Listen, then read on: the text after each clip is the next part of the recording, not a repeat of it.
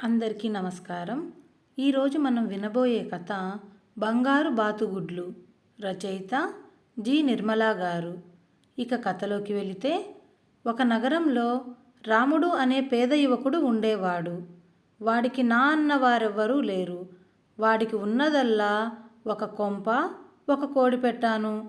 రాముడు పగలల్లా నగరంలో కూలి పనులు చేసి ఆ డబ్బుతో తన పొట్ట పోసుకొని నింపుకునేవాడు.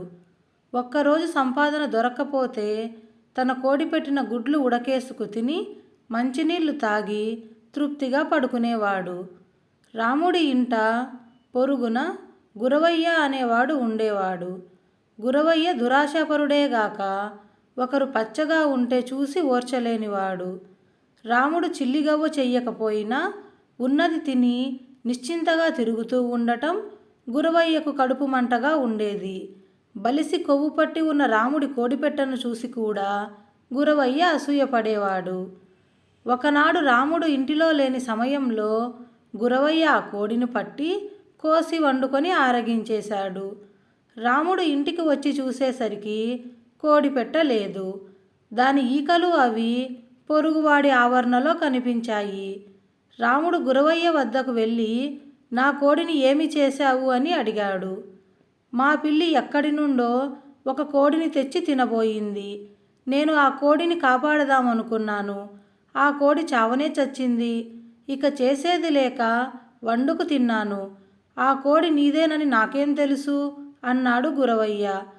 రాముడు మండిపడి, మర్యాదగా నా కోడిని నాకిస్తావా, రాజుగారి దగ్గర ఫిర్యాదు చెయ్యమంటావా అని గవరయ్యను అడిగాడు. గవరయ్య భయపడ్డాడు. ఎందుకంటే రాజు న్యాయం చెయ్యటంలో దయాదాక్షిణ్యాలు చూపేవాడు కాడు.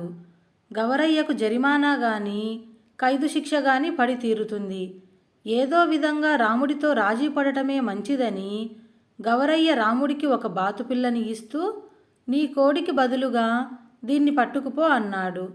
బంగారం లాంటి కోడిపోయిన బాతుపిల్ల అయినా దొరికినందుకు రాముడు ఊరటపడ్డాడు.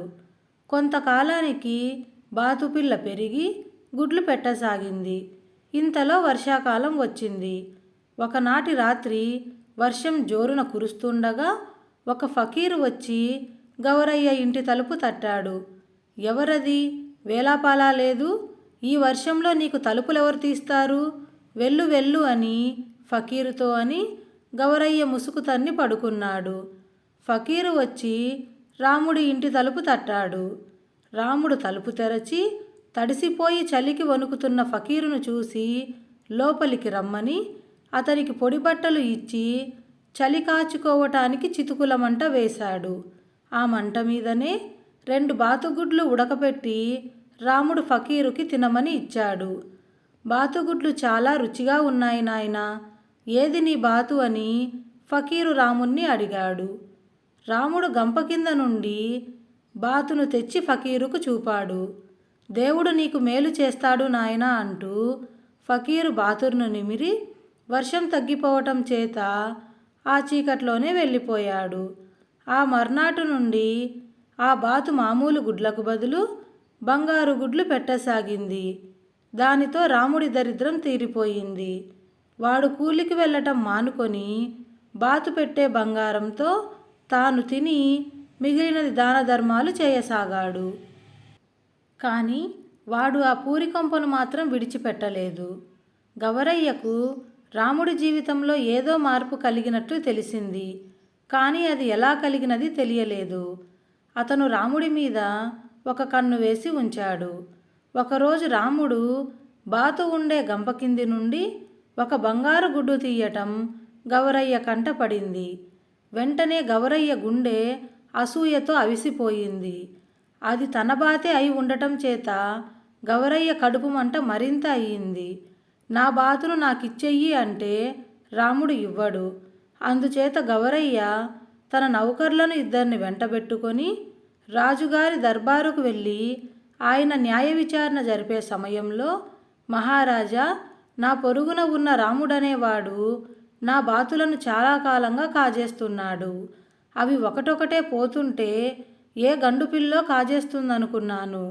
కానీ నిన్న రాత్రి రాముడు నా బాతును కాజేస్తూ ఉండగా ఈ మనుషులిద్దరూ చూశారు. ఏలినవారు నా బాతును నాకు తిరిగి ఇప్పించాలి అన్నాడు.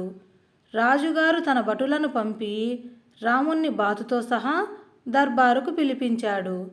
నువ్వు నిన్న రాత్రి ఇతని బాతును దొంగలించావట, నిజమేనా అని రాజు రాముణ్ణి అడిగాడు.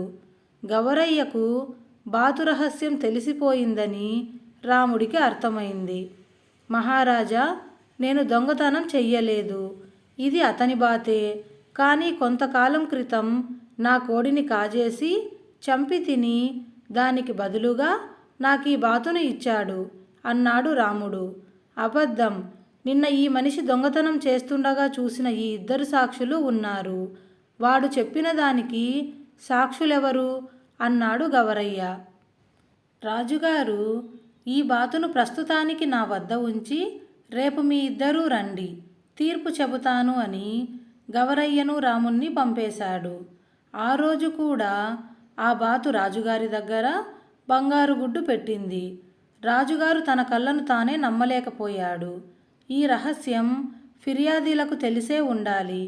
వారి నుండే నిజం రాబట్టదలిచాడు రాజు. మర్నాడు దర్బారుకు గవరయ్య రాముడు వచ్చారు. రాజుగారు గవరయ్యకు ఒక మామూలు బాతుగుడ్డు చూపుతూ, నీ బాతు ఈ ప్రమాణం గల గుడ్లు పెడుతుందా అని అడిగాడు. ఇంతకన్నా ఇంకాస్త పెద్ద గుడ్డే పెడుతుంది మహారాజా అన్నాడు గవరయ్య. రాజు అదే ప్రశ్న రాముణ్ణి అడిగాడు. అది మామూలు గుడ్లు పెట్టదు మహారాజా, నా బాతు రోజుకొక బంగారు గుడ్డు పెడుతుంది అన్నాడు రాముడు. గవరయ్య తెలివిగా, ఎంత అబద్ధం, బాతు ఎక్కడన్నా బంగారు గుడ్లు పెడుతుందా అన్నాడు. నీ మాట నిజం, అది నీ బాతే, దాన్ని నువ్వు తీసుకువెళ్ళు అని రాజు గవరయ్యకు మామూలు బాతునొకదాన్ని ఇచ్చి పంపేశాడు.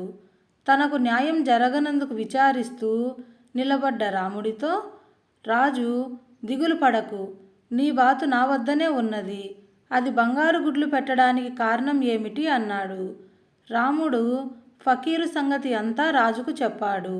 రాజు ఆశ్చర్యపడి రాముణ్ణి బాతుతో సహా తన దివాణంలోనే ఉండిపోమ్మన్నాడు. గవరయ్య తీసుకుపోయిన బాతు మామూలు గుడ్లే పెట్టింది. రాముడికి దివాణంలో ఉద్యోగమైందని తెలియగానే తనకు తగిన శాస్తి జరిగిందనుకున్నాడు గవరయ్య. కథ కంచికి, మనం మరో కథలోకి. ఈ కథ మీకు నచ్చినట్లయితే దయచేసి లైక్ చేసి షేర్ చేయండి. మరిన్ని మంచి తెలుగు కథల కోసం మన ఛానల్ని సబ్స్క్రైబ్ చేసుకొని ఆల్ అనే బటన్ని ట్యాప్ చేయడం మాత్రం మర్చిపోకండి. జై హింద్.